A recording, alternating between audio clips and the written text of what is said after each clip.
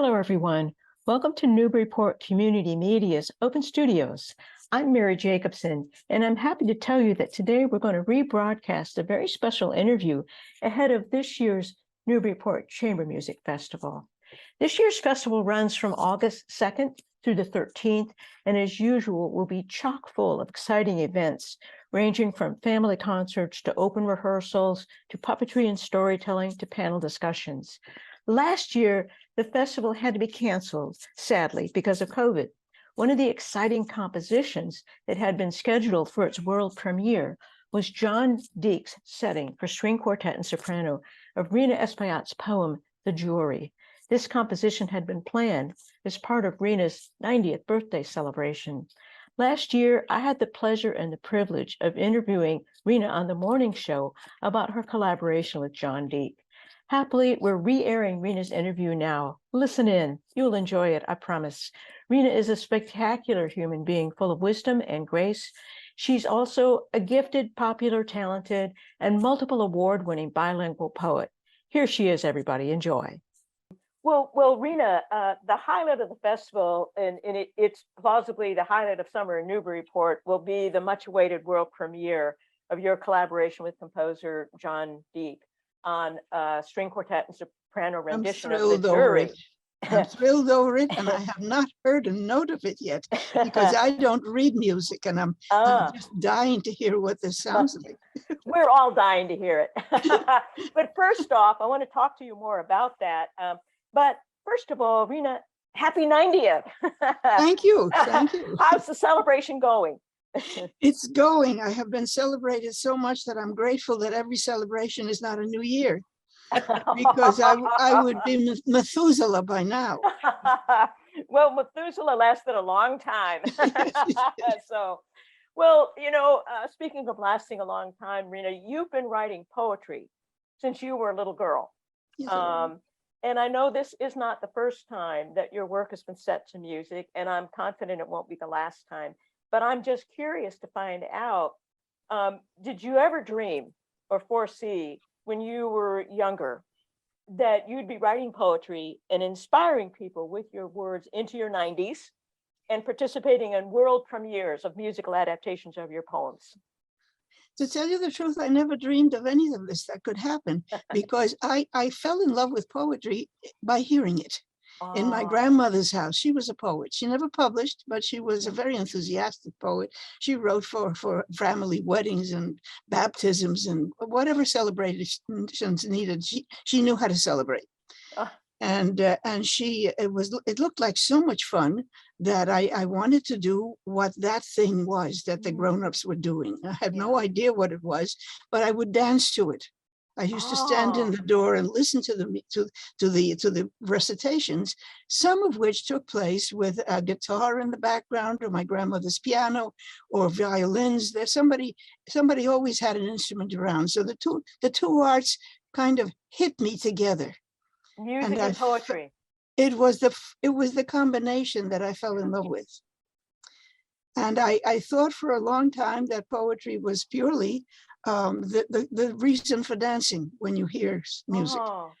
And then by the time I was 7 and came to the United States, I learned music and I learned poetry in English.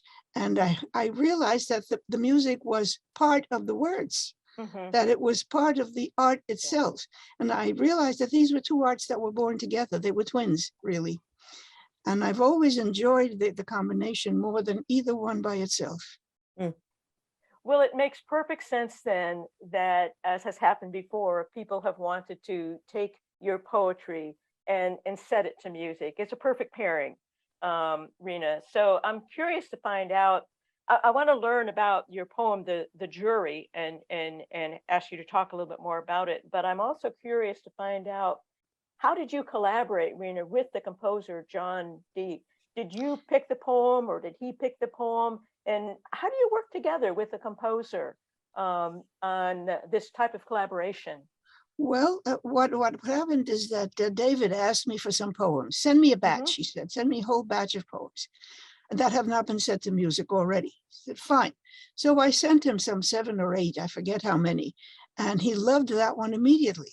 There Yeah. were others that he liked very much, but he said, oh, he was drawn to that one because of the birds, I think, and because Yeah. of the fantasy aspect of it, because it's make-believe, it's children's writing really, but not But not. because Yeah.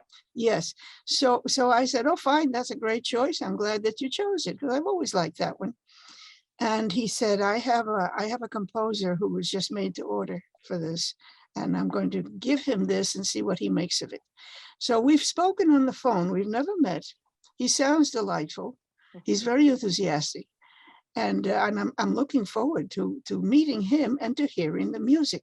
I have a grandson who plays both violin and piano, and Oh. another one who plays a trumpet and piano. So you'd think that by now I would have heard something, but they have their own, they. So the next time I grab them, I'm going to say, listen, you, if you want any more brownies from grandma, you better play me this thing. Well, that's incentive, Rhina. Well, it'll be so exciting for you then to actually meet Yes, it John will. Deek and It and will, and and yes. hear the music. Well, But I'd I like know to. it's going to be good because I have collaborated with David Yang before Yeah, several I'm times, and it's always wonderful. been a joy.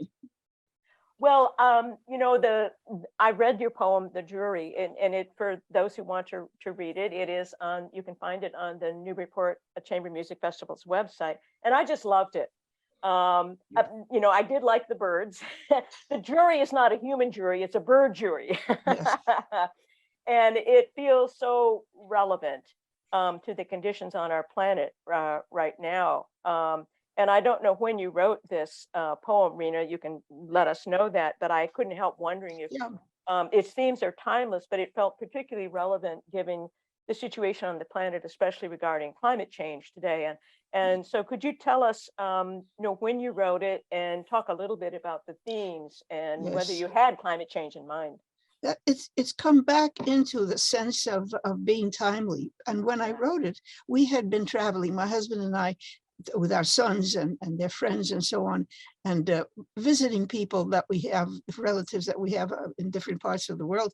So we had been traveling and seeing the environment.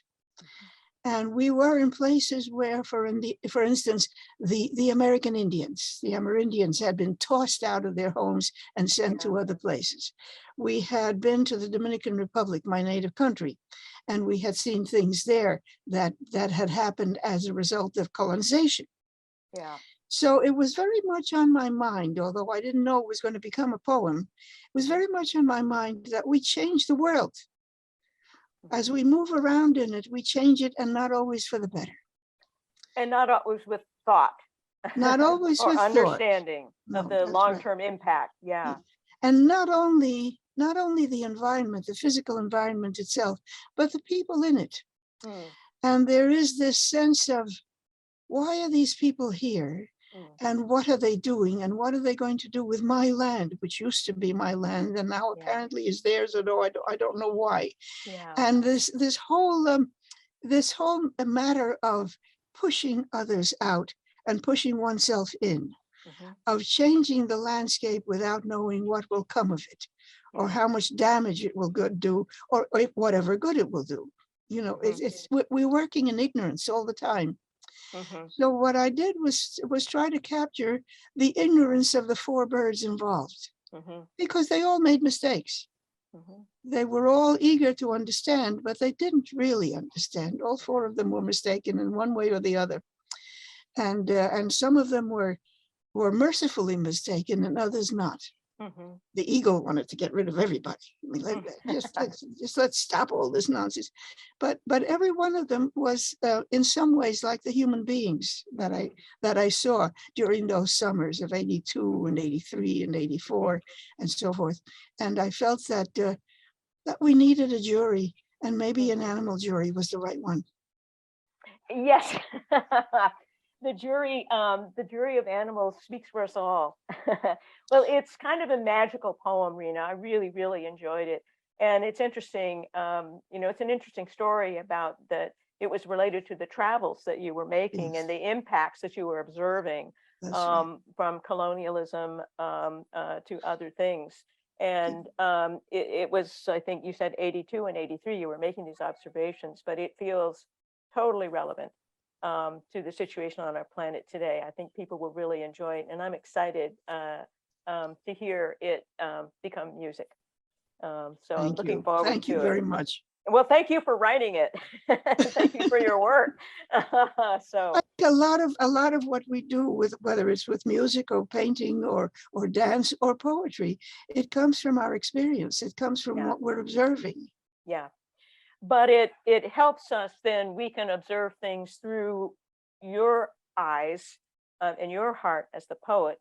And in this case, these animal narrators that you've chosen, who have a particular perspective that we can put ourselves in their place and think about, oh my God, what have we done? So thank you for that. I can't wait to hear it, Rhina. Really appreciate your taking time to visit the show. Well, you can see now why I wanted to broadcast this interview again. John Deek and Rhina's The Jury will be part of the final concert of the festival, to be held at 4 p.m. on Sunday, August 13th at St. Paul's Church on High Street. This concert, I'm happy to report, will be held on a pay-what-you-can basis. Everybody is welcome. You can find all the information you need about the concert and about ticketing and other events at newburyportchambermusic.org. I hope you enjoyed the interview, and I hope to see you there, everybody. Farewell. Bye-bye.